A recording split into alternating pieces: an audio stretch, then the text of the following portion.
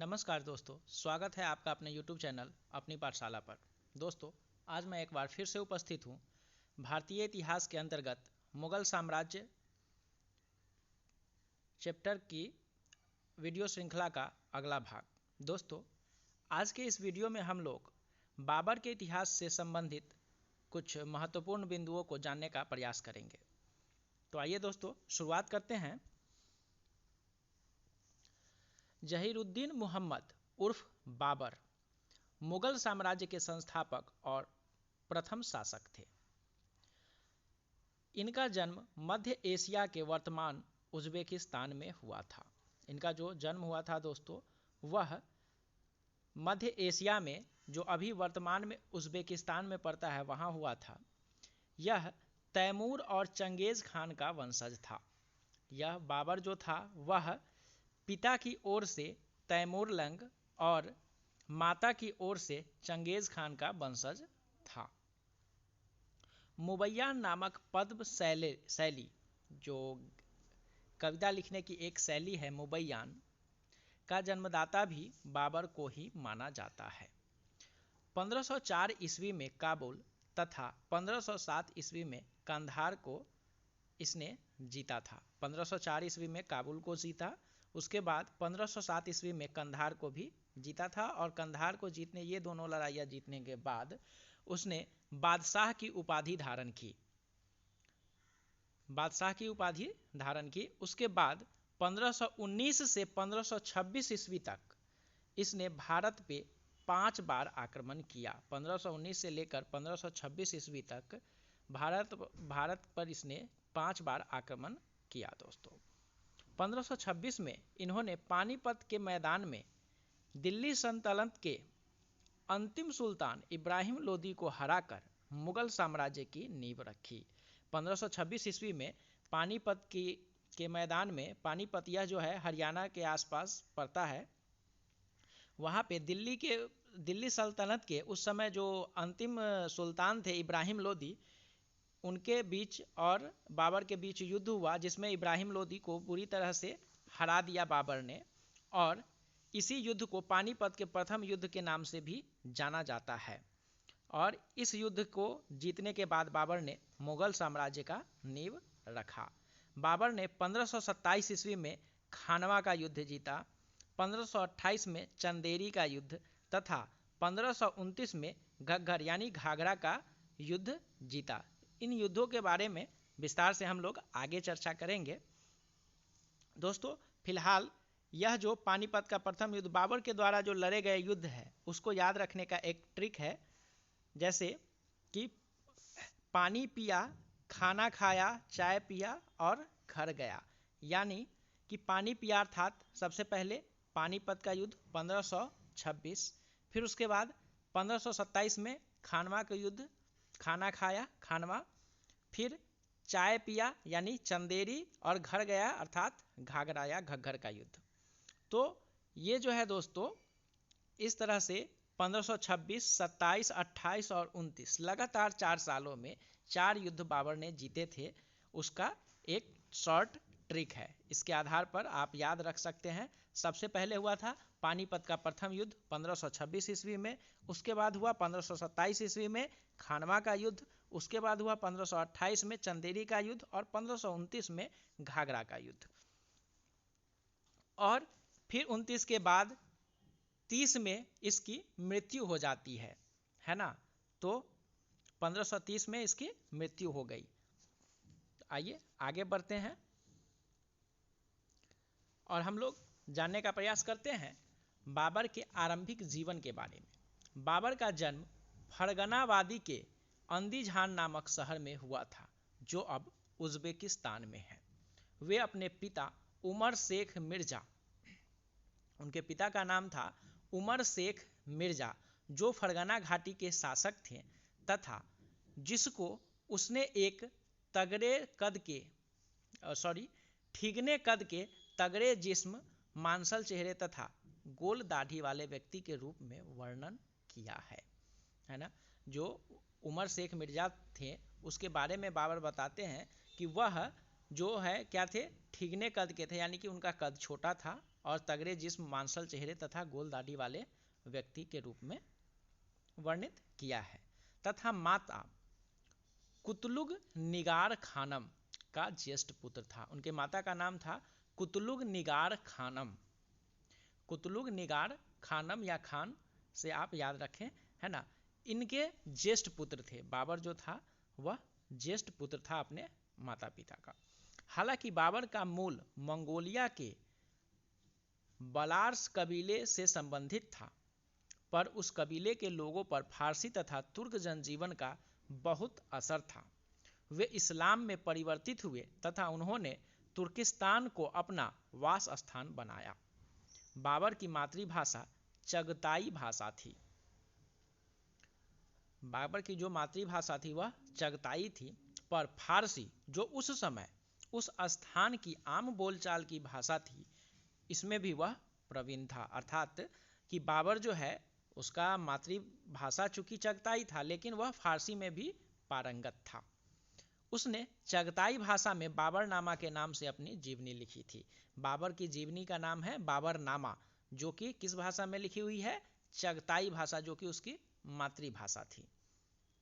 Mongol जाति, जिसे फारसी में मुगल कहते थे, मंगोलों को फारसी भाषा में मुगल कहते थे, का होने के बावजूद उसकी जनता और अनुचर तुर्क तथा फारसी लोग थे। वह मंगोल जाति के होने के बावजूद भी जो उसके जो जनता थे और उनके जो अनुचर लोग थे वह तुर्क और फारसी लोग थे। उसकी सेना में तुर्क, फारसी, पश्तो के अलावा बलाश तथा मध्य एशियाई कबीले के लोग भी थे। कहा जाता है कि बाबर बहुत ही तगड़ा और शक्तिशाली था। ऐसा भी कहा जाता है कि केवल व्यायाम के लिए वो दो लोगों को अपने दोनों कंधों पर लादकर उन्नयन ढाल पर दौड़ लेता था। लोक कथाओं के अनुसार बाबर अपने राह में आने वाली सभी नदियों को तैर कर पार करता था। उसने गंगा को 2 बार तैरकर पार किया था। बाबर के चचेरे भाई मोहम्मद हैदर ने लिखा है कि उस समय जब चगताई लोग असभ्य तथा असंस्कृत थे, तब उन्हें जहीरुद्दीन मोहम्मद का उच्चारण कठिन लगा। इस कारण उन्होंने इनका नाम बाबर रख दिया। तो ये उनके नाम के बारे में जो चर्चित बातें हैं, लोक कथाएं, लोकोक्तियां हैं, उसके आधार पर यह कहा जाता है, या उसके जो भाई थे मोहम्मद हैदर, उन्होंने लिखा है इस बात को कि उस समय के जो लोग थे, चगताई जो लोग थे, वो लोग असभ्य थे और असंस्कृत, मतलब कि ज़्यादा पढ़े लिखे नहीं थे, तो उन्हें जहीरुद्दीन मोहम्मद का उच्चारण करना कठिन लग रहा था। इसलिए उन्होंने उनका नाम बाबर रख दिया और इस तरह से जहीरुद्दीन मोहम्मद बाबर के नाम से प्रसिद्ध हो गया।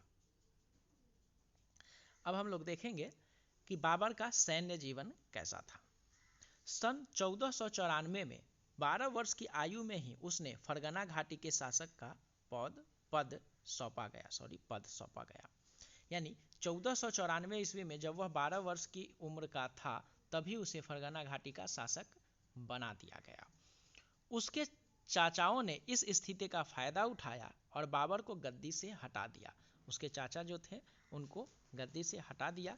कई सालों तक उसने निर्वासन में जीवन बिताया तथा उसके साथ कुछ किसान और उसके संबंधी ही थे। 1496 में उसने उज्बेक शहर समरकंद पर आक्रमण किया। सबसे पहले उसने आक्रमण किया समरकंद पर और 7 महीने के बाद उसे जीत भी लिया। समरकंद को उसने जीत भी लिया। इस बीच जब वह समरकंद पर आक्रमण कर रहा था, तब उसके एक सैनिक सरगना ने फरगना पर अपना आधिपत्य जमा लिया।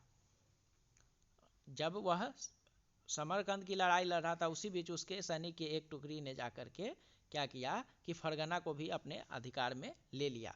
जब बाबर इस पर वापस अधिकार करने फरगना आ रहा था, तो उसकी सेना ने समरकंद में उसका साथ छोड़ दिया और जब वह वापस फरगना आ रहा था अपना वापस अधिकार फिर से लेने, तो इसी बीच में क्या हुआ कि उसकी सेना ने समरकंद में उसका साथ छोड़ दिया, जिसके फलस्वरूप क्या हुआ कि समरकंद और फरगना दोनों ही उसके हाथों से निकल गया। सन 1501 में उसने समरकंद पर पुनः अधिकार कर लिया, पर जल्द ही उसे उज्बेक खान मोहम्मद सैबानी ने हरा दिया। उसने 1501 में फिर से समरकंद को जीता, लेकिन कुछ ही दिनों के बाद उज़्बेक खान मोहम्मद सैबानी ने इसको क्या किया, हरा दिया। और इस तरह से समरकंद, जो उसके जीवन की एक बड़ी ख्वाहिश थी, उसके हाथों से फिर वापस निकल गया। फरगना से अपने चंद वफादार सैनिकों के साथ भागने के बाद अगले 3 सालों तक उसने अपनी सेना बनाने पर ध्यान केंद्रित किया। फरगना से वह क्या हुआ, जब उसके हाथ से समरकंद भी जाता रह गया, फरगना तो था ही नहीं उसके पास, तो उसके बाद वह फरगना से अपने कुछ जो चंद वफादार सैनिक बचे थे उसके साथ भाग गया और अगले 3 सालों तक अपना सेना बनाने पर ही ध्यान केंद्रित किया। इस क्रम में उसने बड़ी मात्रा में बदख्शान प्रांत के ताजिकों को अपनी सेना में भर्ती किया। सन 1504 में हिंदू कुश की बर्फीली चोटियों को पार करके उसने काबुल पर अपना नियंत्रण स्थापित किया। 1504 में उसने हिंदू कुश पर्वत को पार किया और उसके बाद काबुल पर अपना नियंत्रण स्थापित कर लिया। नए साम्राज्य के मिलने से उसने अपनी किस्मत के सितारे खुलने के सपने देखे। कुछ दिनों बाद उसने हेरात के एक तैमूर वंशी हुसैन बैगरह, जो कि उसका दूर का रिश्तेदार भी था, के साथ मोहम्मद सैबानी के विरुद्ध सहयोग की संधि की। पर 1506 में हुसैन की मृत्यु के कारण ऐसा नहीं हो पाया और उसने हेरात पर अपना नियंत्रण स्थापित कर लिया। पर 2 महीनों के भीतर ही साधनों के अभाव में उसे हेरात छोड़ना पड़ा। अपनी जीवनी में उसने हेरात को बुद्धिजीवियों से भरे शहर के रूप में वर्णित किया है। वहां पर उसे युइगुर कवि मीर अली शाह नवाई की रचनाओं के बारे में पता चला, जो चगताई भाषा को साहित्य की भाषा बनाने के पक्ष में थे। शायद बाबर को अपनी जीवनी चगताई भाषा में लिखने की प्रेरणा उन्हीं से मिली होगी। काबुल लौटने के 2 साल के भीतर ही एक और सरगना ने उसके खिलाफ विद्रोह किया और उसे काबुल से भागना पड़ा। जल्द ही उसने काबुल पर पुनः अपना नियंत्रण स्थापित कर लिया। इधर सन 1510 में फारस के शाह इस्माइल प्रथम, जो सफीवी वंश का शासक था, ने मोहम्मद साइबानी को हराकर उसकी हत्या कर डाली। इस स्थिति को देखकर बाबर ने हेरात पर पुनः नियंत्रण स्थापित कर दिया। इसके बाद उसने शाह इस्माइल प्रथम के साथ मध्य एशिया पर मिलकर आधिपत्य जमाने के लिए एक समझौता किया। शाह इस्माइल की मदद के बदले उसने साफवियों की श्रेष्ठता स्वीकार की तथा खुद एवं अपने अनुयायियों को साफवियों की प्रभुता के अधीन समझा। इसके उत्तर में शाह इस्माइल ने बाबर को उसकी बहन खानजदा से मिलाया, जिसे साइबानी से मिलाया था। शाह ने बाबर को ऐशो आराम तथा सैन्य हितों के लिए पूरी सहायता दी, जिसका जवाब बाबर ने अपने को शिया परंपरा में ढाल कर दिया। उसने शिया मुसलमानों के अनुरूप वस्त्र पहनना आरंभ किया। शाह इस्माइल के शासनकाल में फारस शिया मुसलमानों का गढ़ बन गया और वो अपने आप को 7वें शिया हमाम मूसा अल काजिम का वंशज मानता था। कौन? शाह इस्माइल जो था वह। वहाँ सिक्के शाह के नाम में ढलते थे तथा मस्जिद में खुतबे शाह के नाम से पढ़े जाते थे। हालांकि काबुल में सिक्के और खुतबे बाबर के नाम से ही पढ़े जाते थे। बाबर समरकंद का शासन शाह इस्माइल के सहयोगी की हैसियत से चलाता था। शाह की मदद से बाबर ने बुखारा पर चढ़ाई की। वहां पर बाबर एक तैमूर वंशी होने के कारण लोगों की नज़र में उज़्बेकों के मुक्तिदाता के रूप में देखा गया और गांव के गांव उसको बधाई देने के लिए खाली हो गए। इसके बाद फारस के शाह की मदद को अनावश्यक समझकर उसने शाह की सहायता लेनी बंद कर दी। 1511 में उसने समरकंद पर चढ़ाई की और एक बार फिर उसे अपने अधीन कर लिया। वहां भी उसका स्वागत हुआ और एक बार फिर गांव के गांव उसको बधाई देने के लिए खाली हो गए।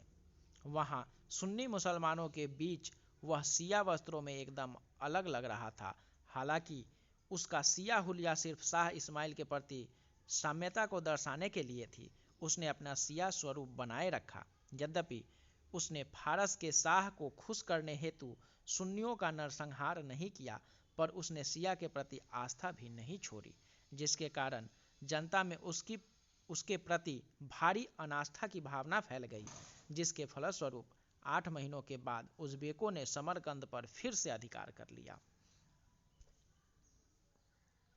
तो इस तरह से जो बाबर का शुरुआती जीवन था वह काफ़ी जो है उथल पुथल भरा रहा। उसके बाद उसने क्या किया कि जो अपना रुख है वह उत्तर भारत की ओर किया। तो आइए अब हम लोग उत्तर भारत पर चढ़ाई के बाद भारत ने कैसे कैसे क्या लड़ाइयाँ लड़ी उसके बारे में जानने का प्रयास करते हैं। दिल्ली सल्तनत पर खिलजी राजवंश के पतन के बाद अराजकता की स्थिति बनी हुई थी। दिल्ली सल्तनत पर खिलजी राजवंश के पतन के बाद अराजकता की स्थिति बनी हुई थी। तैमूर लंग के आक्रमण के बाद सैयदों ने स्थिति का फायदा उठाकर दिल्ली की सत्ता पर आधिपत्य कायम कर लिया। तैमूर लंग के द्वारा पंजाब का शासक बनाए जाने के बाद खिंज खान ने इस वंश की स्थापना की। बाद में लोदी राजवंश के अफगानों ने सैयदों को हराकर सत्ता हथिया ली थी। पानीपत का प्रथम युद्ध 21 अप्रैल 1526 को लड़ा गया था। बाबर को लगता था कि दिल्ली की सल्तनत पर फिर से तैमूर वंशियों का शासन होना चाहिए। एक तैमूर वंशी होने के कारण वो दिल्ली सल्तनत पर कब्जा करना चाहता था। उसने सुल्तान इब्राहिम लोदी को अपनी इच्छा से अवगत कराया। इब्राहिम लोदी के जवाब नहीं आने पर उसने छोटे छोटे आक्रमण करने आरंभ कर दिए। सबसे पहले उसने कंधार पर कब्जा किया। इधर शाह इस्माइल को तुर्कों के हाथों भारी हार का सामना करना पड़ा। इस युद्ध के बाद शाह इस्माइल तथा बाबर दोनों ने बारूदी हथियारों की सैन्य महत्ता समझते हुए इसका उपयोग अपनी सेना में आरंभ किया। इसके बाद इसने इब्राहिम लोदी पर आक्रमण किया। पानीपत में लड़ी गई इस लड़ाई को पानीपत का प्रथम युद्ध के नाम से जानते हैं। यह युद्ध बाबरनामा के अनुसार 21 अप्रैल 1526 को लड़ा गया था। इसमें बाबर की सेना इब्राहिम लोदी की सेना के सामने बहुत छोटी थी, पर सेना में संगठन के अभाव में इब्राहिम लोदी यह युद्ध बाबर से हार गया।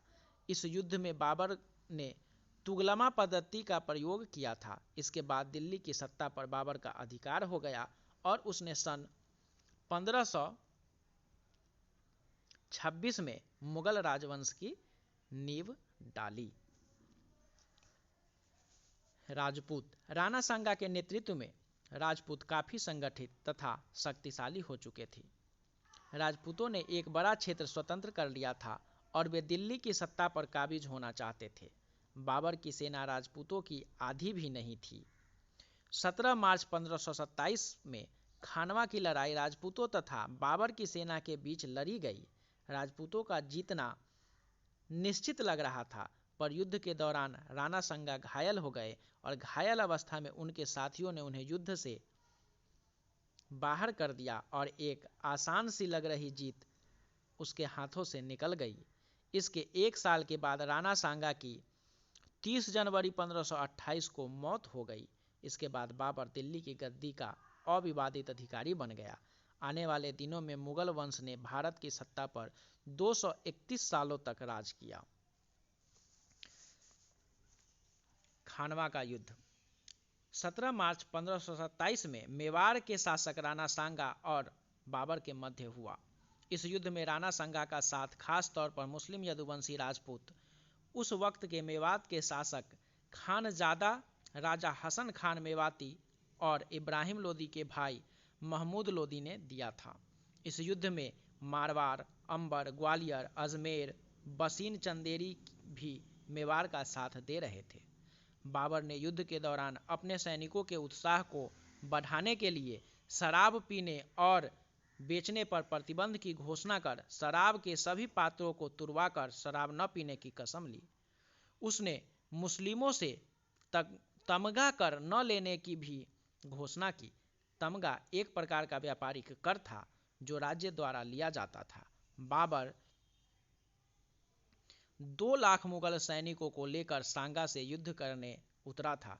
उसने सांगा की सेना के लोदी सेनापति को प्रलोभन दिया, जिससे वह सांगा को धोखा देकर सेना सहित बाबर से जा मिला।